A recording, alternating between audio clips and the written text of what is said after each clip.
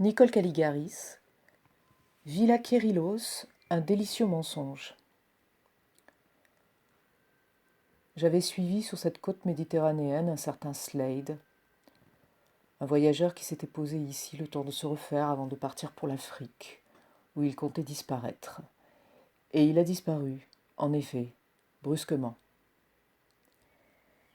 Je revenais le soir, au bout de ce cap que les gens du coin appelaient la pointe des fourmis, avant que la villa grecque lui fournisse son nom de scène.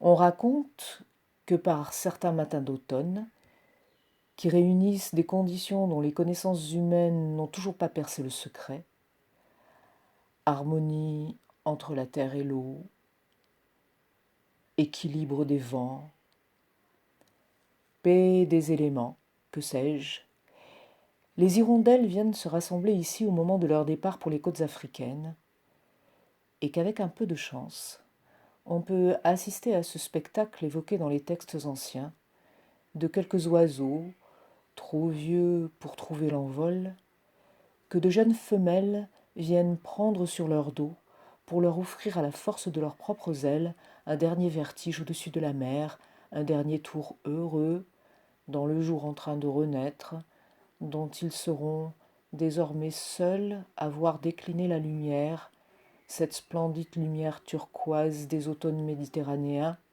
sur les rochers de la pointe des fourmis, quand elles les auront laissés à terre et qu'elles seront parties. Slade avait dû connaître cette mélancolie qui vous prend face à la mer, face à l'horizon qui arrête le monde, une ligne formée entre deux surfaces que nous voyons se joindre. Mais c'est une illusion, un mensonge des apparences, une image que forme notre esprit. Elle nous rappelle notre petitesse humaine, la limite de notre vision, les tours de notre imagination, toujours prête à reconnaître dans ce que nous croyons voir l'image de ce que nous avons en mémoire. Nous voyons une villa grecque, dans cette maison qui n'est pas une villa grecque, qui est une image elle aussi, témoin des idées et de l'art de l'époque où elle a été conçue, ces toutes premières années du XXe siècle, où un art déco d'avant-garde devenait la mode des salons, tout comme l'art de la suggestion, l'art des prestidigitateurs, des spirites, des médiums, dont les pouvoirs, ou bien faudrait-il dire les spectacles, étaient étudiés par les scientifiques. La Côte d'Azur avait reçu, dans ces années 1900, une célèbre médium italienne, Eusebia Palladino, que s'arrachaient les meilleurs salons dans toutes les villes européennes parce qu'elle entrait, paraît-il, en communication avec les esprits des morts.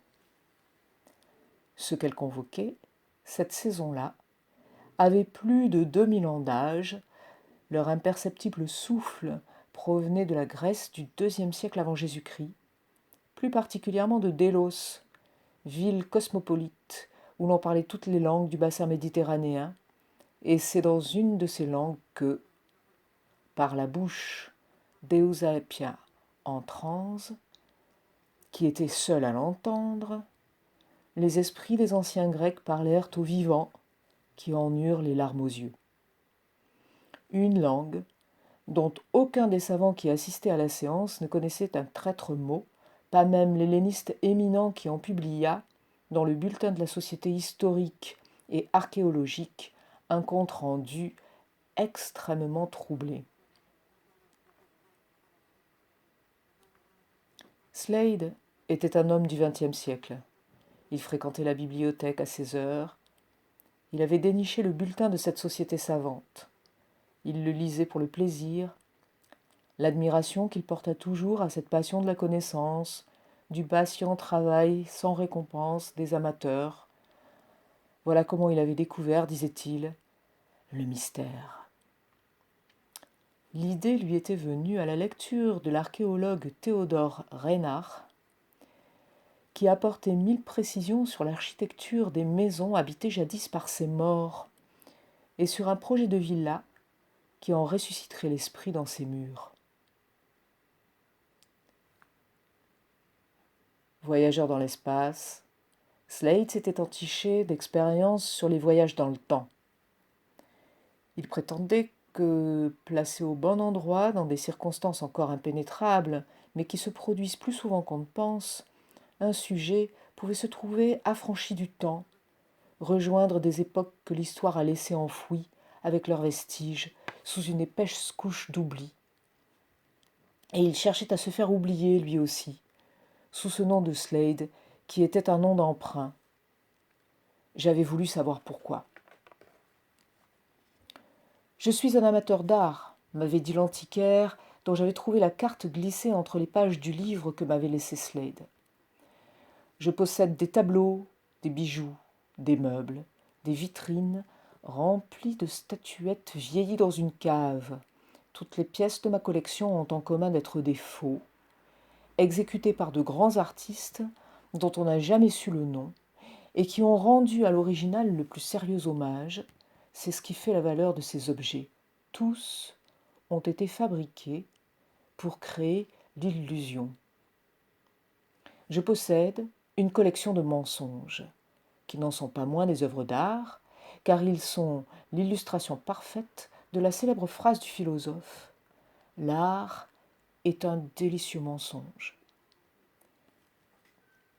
Votre ami Slade a emporté une de mes pièces. Une sculpture en marbre de Carrare, un oiseau Kérylos perché sur le dos d'une hirondelle de mer comme dans le mythe. Une pièce qui n'était pas à vendre, encore moins à prendre. Dites-lui qu'il est mort. Ni la police, ni mes hommes ne lui laisseront plus un jour de répit. Dans les premières années du XXe siècle, Théodore Reynard avait imaginé sa maison grecque. Et des années plus tard, le voyageur que j'ai connu avait trouvé ce point idéal de jonction entre le présent et le passé. Il était venu attendre patiemment la faveur des éléments pour disparaître, pour partir rejoindre dans le temps l'ancienne ville de Délos, où se trouvait l'original de la villa Kérylos, dont il avait trouvé les plans dans les articles de Reynard. Et il faut croire qu'il a réussi son coup, parce que je n'ai plus jamais entendu parler de lui.